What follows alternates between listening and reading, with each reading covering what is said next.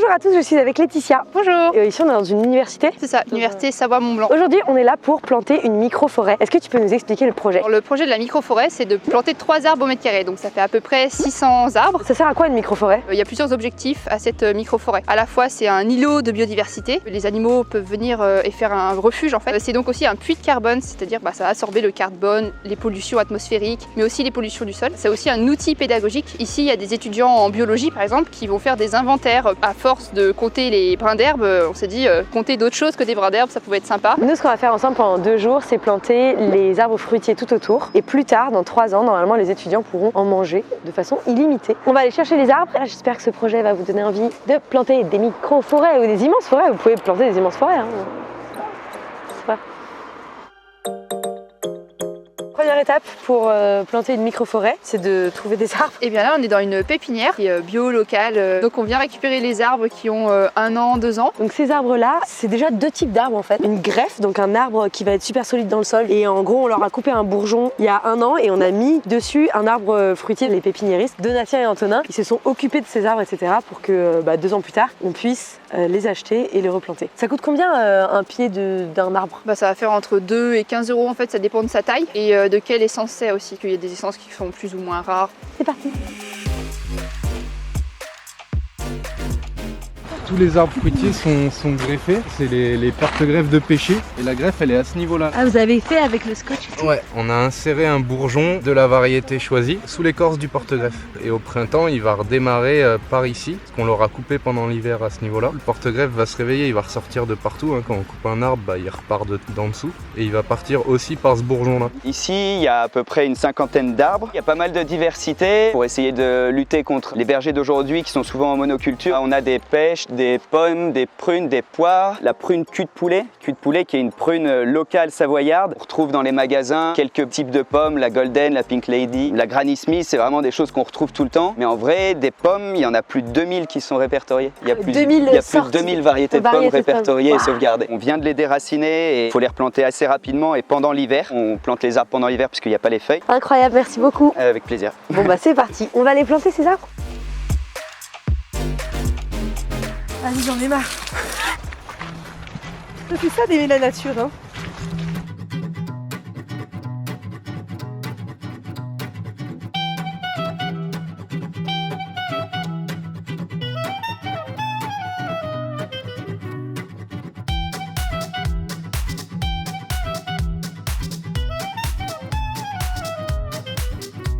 Je vais vous expliquer toutes les étapes pour planter un arbre dans cette terre, dans cet endroit, sous ce climat. Je précise parce qu'on avait planté tout un verger dans les Landes. C'était une terre sableuse et non argileuse, c'est différent quel que soit l'endroit. Donc déjà on enlève la bâche parce qu'il y avait le sol qui était protégé par la bâche. Ensuite il y a des tuteurs qui ont été disposés à certains endroits. C'est Christophe qui sait où est-ce qu'il faut qu'on plante des arbres, qui nous a mis des tuteurs pour dire c'est ici, c'est ici, c'est ici. Pour pouvoir planter l'arbre, il faut soit une petite pelle comme ça, soit une bêche, de la motive et un arbre fruitier. Il faut pousser les copeaux, creuser un trou qui équivaut à peu près à la taille des racines de l'arbre. Donc on va enfoncer l'arbre jusque là à peu près. Et surtout il faut pas du tout enfoncer l'endroit où il y a eu la greffe. Donc il faut enfoncer là à peu près. Et surtout les racines, il faut bien qu'elles soient vers le bas. Ensuite on va recouvrir avec de la terre. On a aussi acheté du terreau qui est un petit peu plus fertile qu'on va mettre au-dessus, qu'on va saupoudrer. On enfonce le petit tuteur à côté et on met par-dessus un petit filet pour empêcher les lapins de venir grignoter les arbres.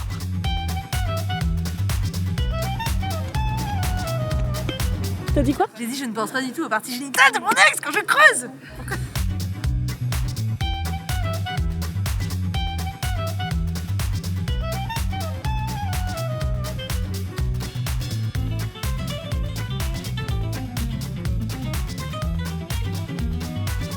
Bonjour à tous, je suis Louane. Aujourd'hui je plante des arbres avec toute l'équipe. Ça va être des barres. Super chiant. Fun. Oui, quoi? C'est ton rôle là. Allez, pardon. C'est de gratter, c'est de prendre la terre. Qu'est-ce que tu fais? Qu'est-ce que tu fais? Je t'attends. Ah, ok. Tu me saoules. Déjà?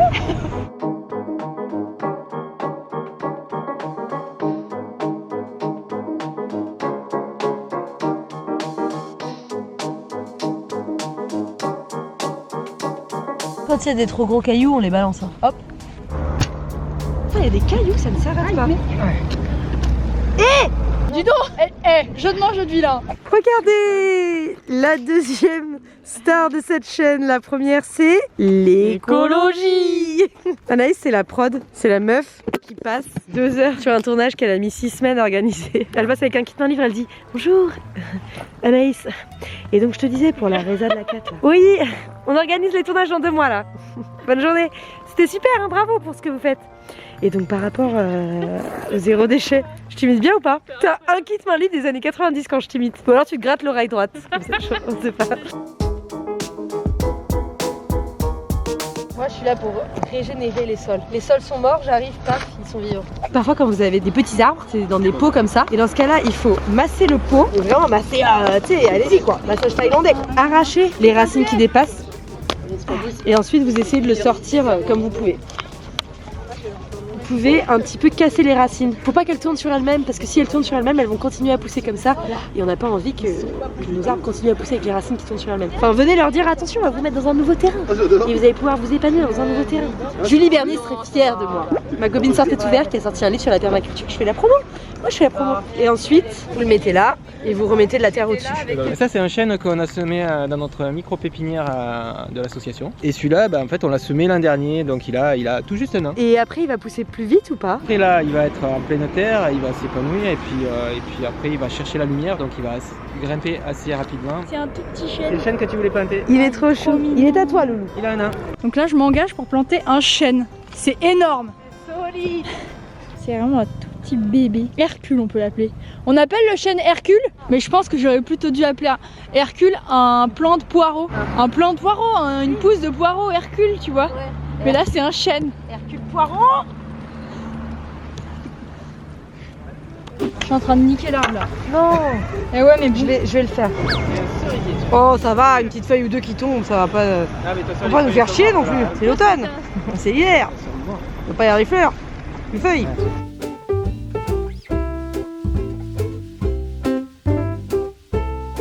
Là ça avance bien, on a dû planter 5 ou 6 arbres, 5 ou 6 plus 10, une dizaine. Demain il va neiger toute la journée donc il faut qu'on soit un peu efficace aujourd'hui parce que qui a envie de planter des arbres sous la neige? Personne, pas même le plus grand des écolos.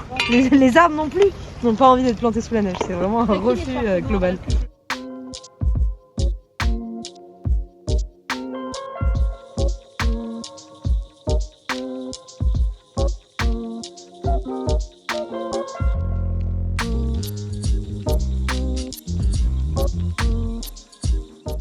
Bonjour à tous, c'est le jour 2, il a neigé entre temps car on est dans la montagne et que c'est l'hiver. On a eu de la chance la dernière fois, il faisait vert, il faisait soleil. Petit fun fact intéressant, moi j'ai toujours cru que pour planter un verger il fallait avoir énormément de place et qu'il fallait genre 2-3 mètres entre chaque arbre. Ici on plante 3 arbres par mètre carré, donc ça va être une micro-forêt extrêmement dense. Christophe il m'a dit que c'était pas grave et que c'était différent de ce qu'on faisait d'habitude, mais je me souviens plus pourquoi. Donc on va aller l'interroger. Pourquoi en fait on rapproche autant les arbres? C'est pour qu'il y ait un maximum de proximité au niveau racinaire. Nous, ce qu'on veut, c'est des échanges entre eux et c'est un maximum de refuge pour la biodiversité. Là, tu vois déjà les fruitiers, on les a mis que sur la partie externe pour avoir un maximum de soleil parce qu'un fruitier, il faut qu'il y ait du soleil pour que tu aies des fleurs et que tu aies des fruits derrière. Donc là tu vas t'en occuper régulièrement pendant 3 ans, peut-être 5 et après tu laisses. Voilà.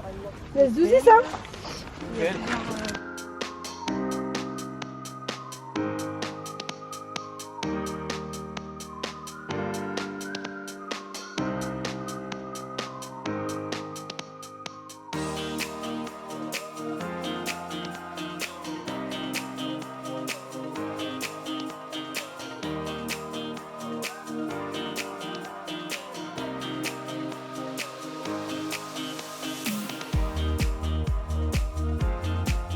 Qu'est-ce que tu vas nous planter aujourd'hui?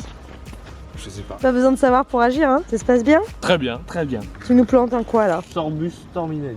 Bien sûr, un sorbus. Combien t'as planté d'arbres en 2 jours là? Au moins 35-40 je pense. Solide. Christophe, t'as planté combien d'arbres sur cette parcelle? Un tout là depuis le début, j'ai dû en planter 300. Tout est grâce à lui en fait.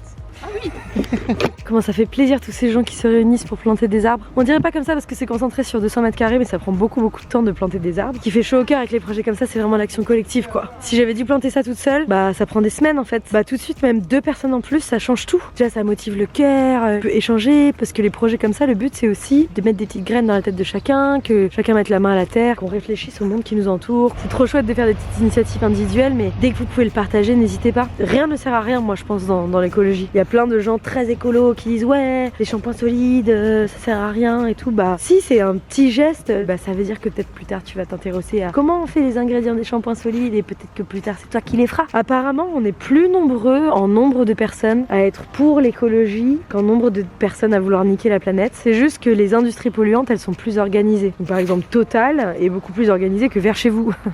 Non mais tu vois, si vous prenez conscience comme ça que vous avez envie de changer le monde, que votre voisine a envie de changer le monde, votre voisin, votre pote, votre cousin, c'est faisable quoi. Faut juste s'activer, le faire ensemble. Et allez, je retourne planter.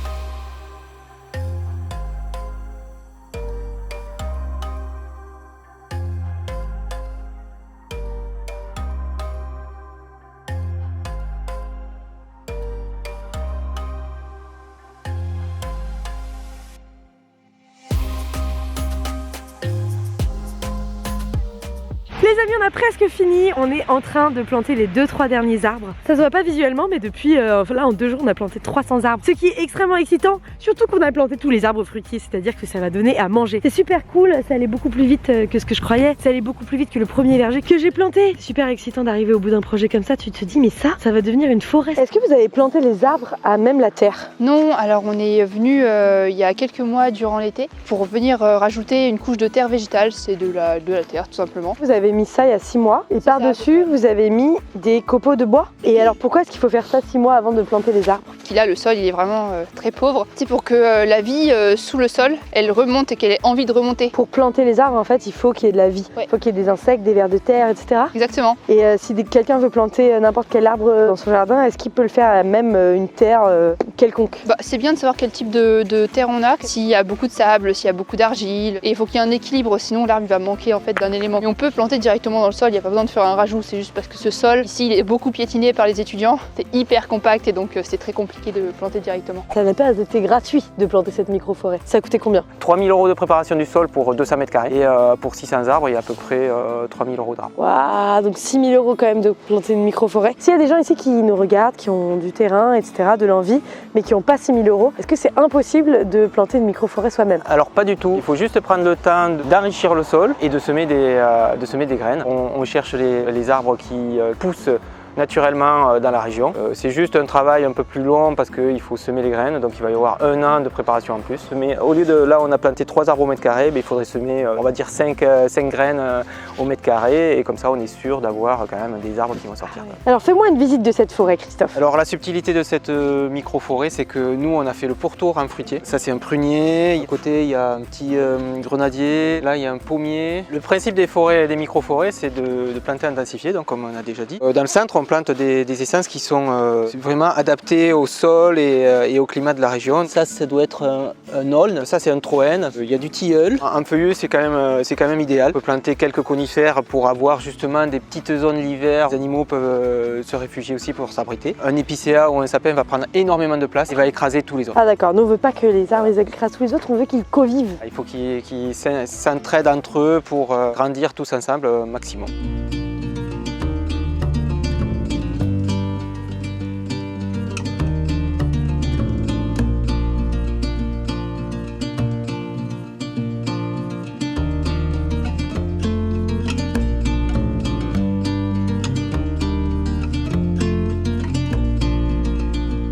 Est-ce qu'on n'aurait pas fini de planter cette forêt par hasard?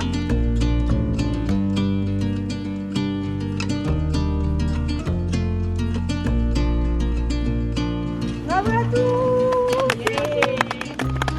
On n'a pas planté des pics carbone, nous! Et voilà, c'est la fin de cette micro-forêt qui a été plantée rapidement parce qu'elle était déjà pré-plantée en vrai. Un parti, donc c'est un super projet qui débute. C'est un peu une conclusion pour moi ici parce que c'était ma dernière année à la fac. Je suis contente de laisser une petite trace qui sera utile à tout le monde en fait. Et comment est-ce que le projet perdure si c'est pas vous deux qui allez vous en occuper? Alors on va le gérer sur les 3 prochaines années. On va aussi former des étudiants qui seront dans des associations d'étudiants pour que eux après prennent le relais. Vous les entretenez parce que vous voulez que ça donne le plus de fruits possible, entre guillemets. Vous pouvez aussi laisser une micro-forêt vivre toute seule et puis voilà quoi. Ouais, tout à fait, ouais. Il n'y aura pas besoin d'arrosage, il n'y aura pas besoin de taillage, il n'y aura pas besoin de...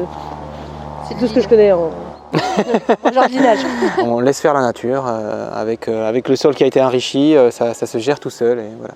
C'est génial. Est-ce que vous avez des conseils s'il y a des gens qui ont envie de planter des trucs chez eux ou des micro-forêts ou autre chose? C'est facile, c'est simple, ça coûte presque rien, voire rien du tout. Il n'y a pas besoin d'avoir un énorme terrain, franchement, allez-y. Faut pas hésiter à semer des graines. Bah déjà merci à tous les abonnés qui sont venus. Il y a plein d'étudiants qui sont passés. Ce que j'ai le plus préféré dans ce projet, c'est le fait qu'il y avait plein de gens qui s'arrêtent. Il y avait des gens qui passaient, qui plantaient un arbre, qui partaient. J'aime trop partager, je trouve ça trop cool. Pour contextualiser, on a eu les sous grâce à un concours pour la biodiversité et la transition énergétique. C'est ça exactement. Qui était un fonds donné par l'université Savoie-Mont-Blanc. Et merci à tous ceux qui ont soutenu le projet, qui ont voté pour et qui sont passés nous aider. Merci à l'université Savoie-Mont-Blanc, ici à Technolac. Vous avez co-créé une asso et en gros vous faites des projets comme ça un peu partout dans votre coin. Ouais, c'est ça. L'association Paléoptère, elle est basée à Pont-en-Royans, c'est à la limite entre l'Isère et la Drôme. On a un petit local où on fait des ateliers, on fait des randonnées et on fait des micro-forêts. Et pour nous contacter, vous pouvez nous suivre sur Instagram, c'est association Paléoptère, ou sur notre site internet paléoptère.com. Et ben n'hésitez pas à aller les suivre, à faire des dons, à passer voir, ou juste à faire des balades scientifico-écologiques. Yep, absolument. Et c'était trop cool, en tout cas moi j'ai appris trop de trucs avec vous. Merci les guys.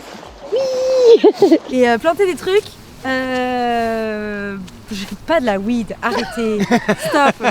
Abonnez-vous à cette chaîne et faites de l'écologie et mettez plus de verre chez vous. Vous pouvez planter de la weed, ça me regarde pas.